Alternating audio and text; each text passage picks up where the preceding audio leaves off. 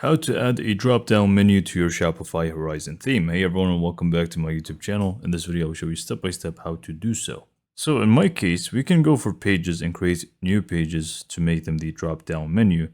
But what I'm going to do instead, I'm just going to go to products and make them a bunch of collections within the catalog. So what I'm going to do is just add a bunch of collections here, just 2 of them. So as you can see, I added 2 different collections here, red collection and blue collection. I forgot to add a product here, but whatever. So we can just do that real quick.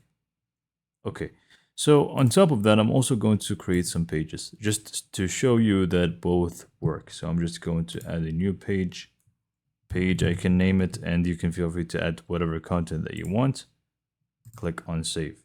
So once you have all of the different pages ready, the products, the different collections ready, we simply just want to go to the content section here. Once you click on that, go ahead and click on menus and go to main menu and click on it, or create a new one. It doesn't really make a difference, but we're just going to go ahead and click on main menu. So in here we have home, catalog, and contact. So in here, all we need to do is really just add menu items.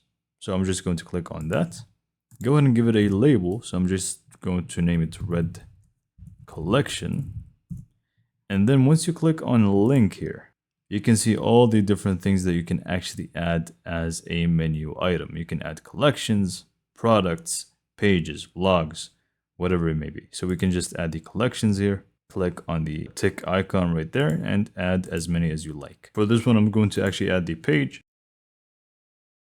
So once you added everything, we want to, let's say we want to make the catalog as the main item, and then underneath the catalog, we're going to have red collection, blue collection, and test page. So how do we do that? We simply just drag these right underneath catalog and drop them right over there and click on the tick icon. So do the same thing for the rest of them. And we are pretty much good to go.